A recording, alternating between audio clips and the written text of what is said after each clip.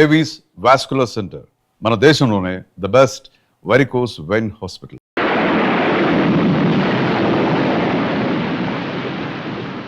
కాలం కాని కాలంలో ఉగాది ముందు ఎడతెరిపి లేకుండా ఈ వానాగాలి ఏమిటో అర్థం కావట్లేదు మంత్రి గారు. ఇది ఇంకా ఎన్నాళ్ళుంటుందో ఏమో. ఏలిన వారి దర్శనానికి ఎవరో స్త్రీ పసిబిడ్డతో వచ్చింది. అవసరంగా మహారాజా వారిని చూడాలట. ప్రవేశపెట్టు. వేయలేదు బాబు. మల్లిక, వీళ్ళని మందిరంలోకి తీసుకెళ్ళు.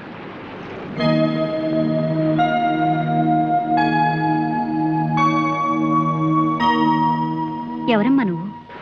ఇంత ప్రళయాన్ని కూడా లక్ష్య పెట్టకుండా ఏ సహాయం కోరొచ్చావు? ఈ బిడ్డను అనుగ్రహించి నన్ను మరచిన నా భర్త కోసం వచ్చాను. మూర్తి భవించిన మహాలక్ష్మిలా ఉన్నావు. నిన్ను మోసం చేసిన ఆ దుర్మార్గుడు ఎవరో చెప్పమ్మా. మహారాజా వారు అతన్ని దండించి నీకు న్యాయం చేకూరుస్తారు. జయచంద్ర మహారాజు. మహారాజా, మహారాజా, ఎన్నాళ్ళకు మిమ్మల్ని చూశాను. మీ రాక కోసం కళ్ళు కాయలు కాచేలాగా నిరీక్షించి పరిగెత్తుకొచ్చారు. ఇదిగో మీ వరప్రసాదం. ఏమిటి వీరతాండవం? ఎవరిచ్చారు నీకు అధికారం? హద్దు మీరుతున్నావు, జాగ్రత్త. మౌనం వహిస్తారే మహారాజా. మీ రక్తం పంచుకున్న మీ బిడ్డను ఒక్కసారి పలకరించండి. ఎవరు నువ్వు? మహారాజా, నన్ను ఎవరు నువ్వని అడుగుతున్నారా? నేను వసుంధర్ను. తరులు తటాకాల సాక్షిగా, పంచభూతాల సాక్షిగా మీరు నన్ను పాణిగ్రహణం చేసుకుని త్వరలోనే వచ్చి తీసుకెళ్తానని వాగ్దానం చేశారే, ఆ వసుంధర్ని. కామాంధకారంలో కాలు జారింది. ఆ పాపాన్ని మహారాజా వారి కంటగట్టి కొడుకు పట్టం గట్టి తాను మహారాణిగా కులకవచ్చునని పథకం వేస్తుంది. తక్కులాడి దీన్ని చెరల వేయండి. ఆగండి. ఏం మాట్లాడుతోందో తెలియని ఉన్మాదావస్థలో ఉంది పాపం. పోనివ్వండి. ఆగండి. న్యాయం కోరడమే ఉన్మాదం అయితే మాట తప్పడం మదోన్మాదం. మీరు తృణీకరించిన మాత్రాన ఈ పసివాడు మీ బిడ్డ కాకుండా పోడు. వాడు రాజై రాజ్యం వేలాలని, నేను రాణిగా మీ సరసన సింహాసనం అధిష్ఠించాలని వాంఛలు పెంచుకుని నేను ఇక్కడికి రాలేదు. కానీ నా పుత్రుడు ఎక్కడున్నా, ఏ స్థితిలో ఉన్నా స్వశక్తితో సమస్త భూమండలాన్ని పాలించగల సమర్థుడని రుజువు చేసుకుంటాడు. నా మాట సత్యమని కాలమే నిరూపిస్తుంది. సెలవు.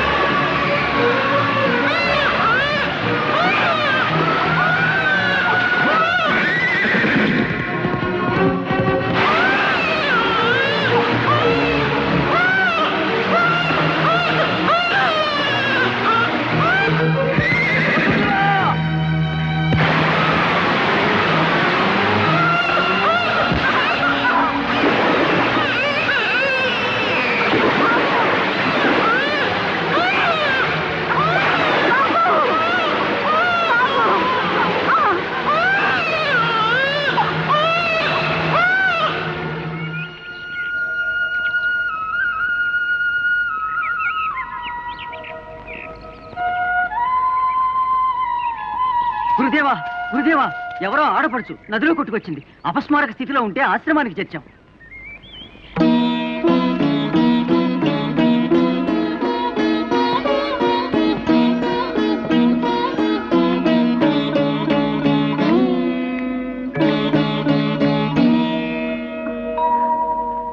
నా బిడ్డ, నా పసివాడు ఏమైనాడు?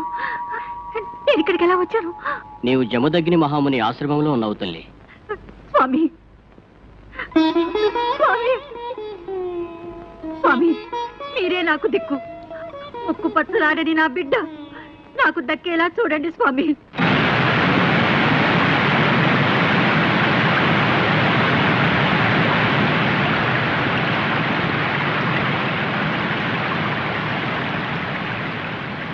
చూడమ్మా, శ్రీ వజ్రేశ్వరీదేవి మా ఆశ్రమాన్ని, ఈ ప్రాంతాన్ని రక్షిస్తూ మాకు ఆత్మవిశ్వాసాన్ని, శక్తిని ప్రసాదించే కరుణామయి.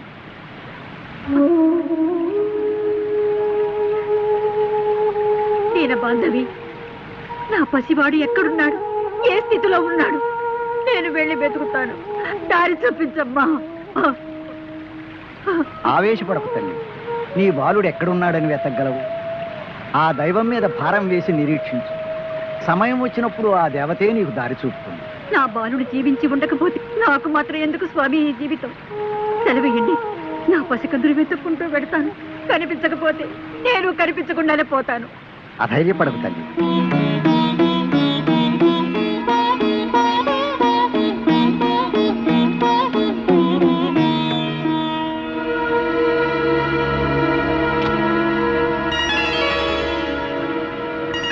చూశావా, ఇది నీ బాలుడికి సంకేతం. నీ పసివాడు జీవించే ఉన్నాడు. అలాగా స్వామి? ఈ పుష్పం వికసించి ఉన్నంత కాలం నీ పుత్రుడు ఎక్కడున్నా క్షేమంగానే ఉంటాడు.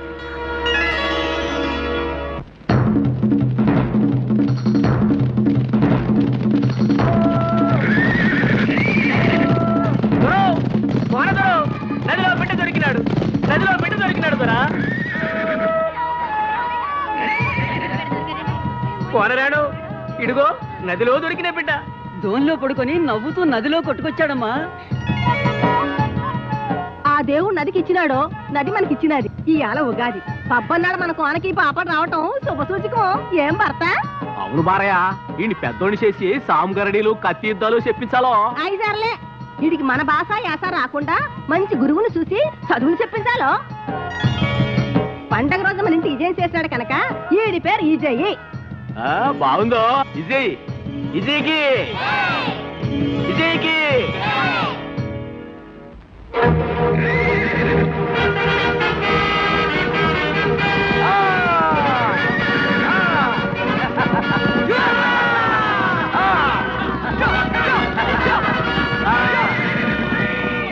ఇదెట్ట గుర్రం వెనక్కు పోతుందో.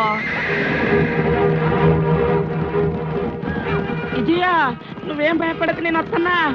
భయపడకుండా గుర్రాన్ని పట్టుకో.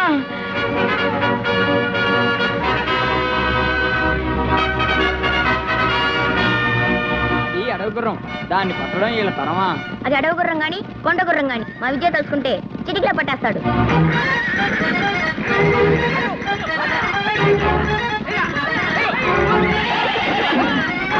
పట్టుకో పట్టుకో.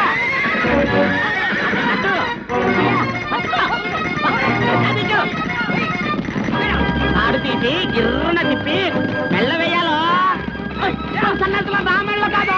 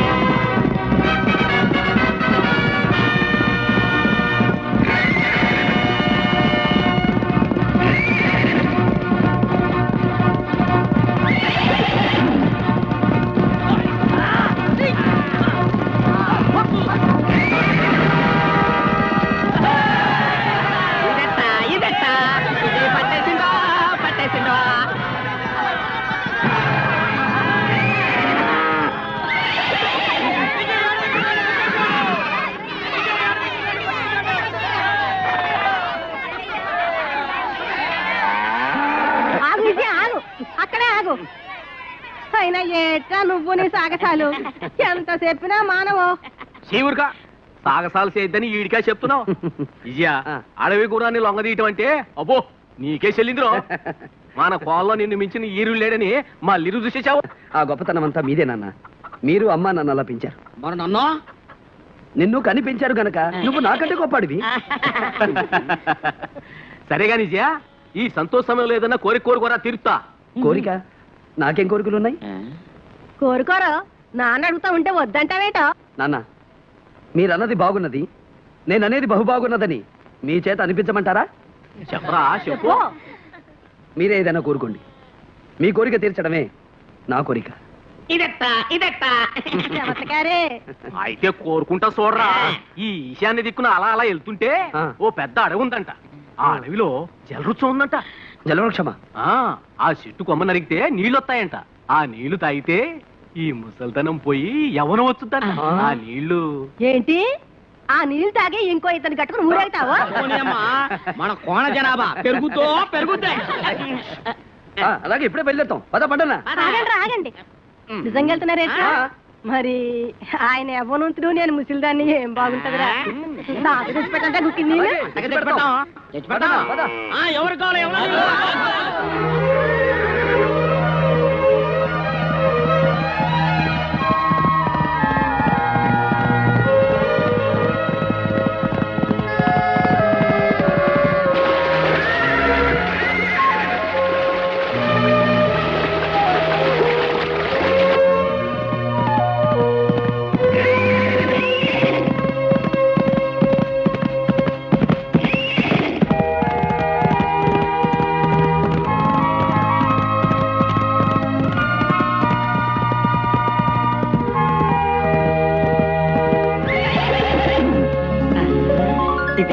ఇదట్టా పండనా చూసావా? ఈ పరిసరాల్లో ఎక్కడా లేని వింత. ఇక్కడ మాత్రం రంగురంగుల పువ్వులు కనిపిస్తున్నాయి. బహుశా జలవృక్షం ఇక్కడెక్కడో ఉంటుంటుంది. అవునవును.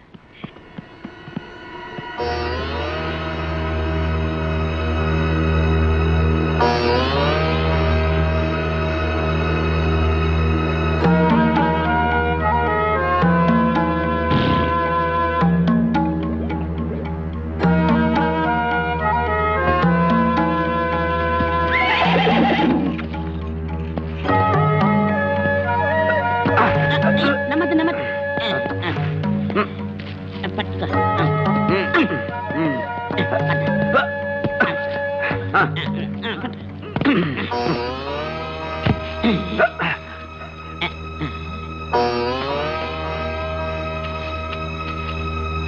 ఇది జలవృక్షం కాదేం కాదో, ఏదో పిచ్చి చెట్టు.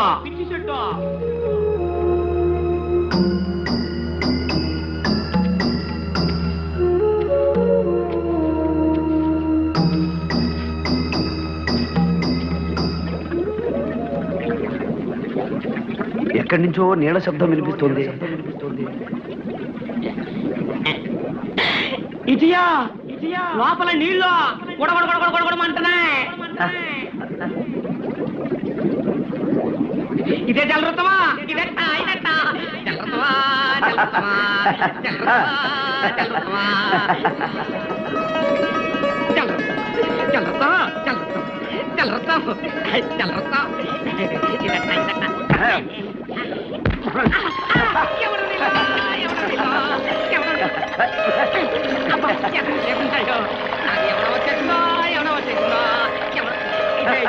ఈ చెట్టు పిల్లట చూడ మన పొలంలో నాటేసుకుందామా?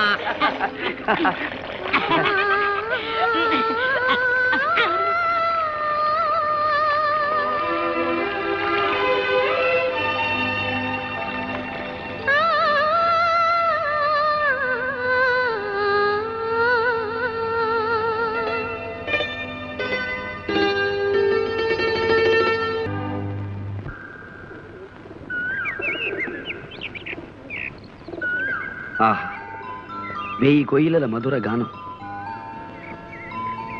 అమరకాంతల మయూర నాట్యం. దివి నుంచి భువికి దిగి వచ్చిన దేవకన్య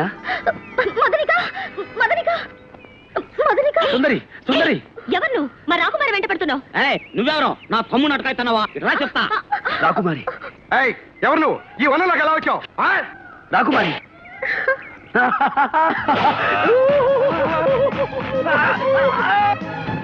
రాకుమారి బంధించండి. బంధించండి రాకుమారి. మీ సుకుమారమైన బాహుల్లో బంధించండి.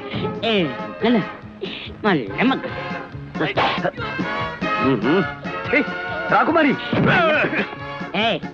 ఏంటట చూస్తున్నావా? పల్లె మొగ్గలు.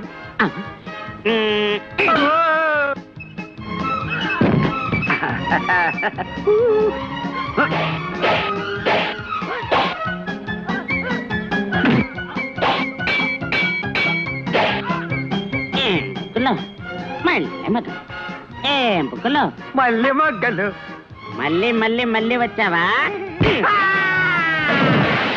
రాకుమారి.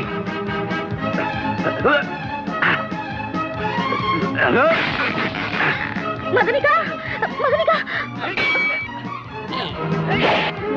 వాళ్ళు గాఢ ప్రేమలో ఉన్నారు. రాకుమారి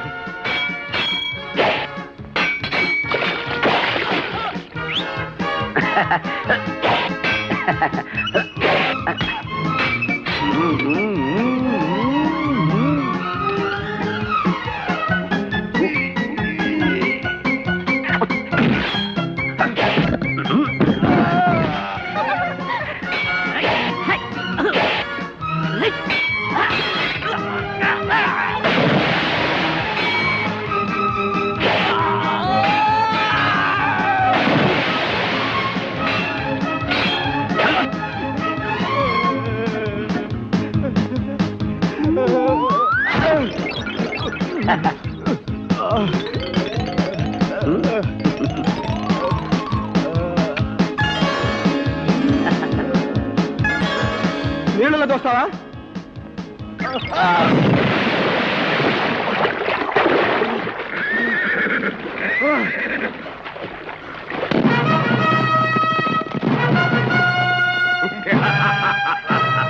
ఆనంద భరితము. ఈ కార్తికేయ దేశాధిపతి బ్రహ్మానంద భూపతుల వారి నందనోద్యానవనంలో ఒక సామాన్యుడు ప్రవేశించాడు. ఆశ్చర్యభరితం.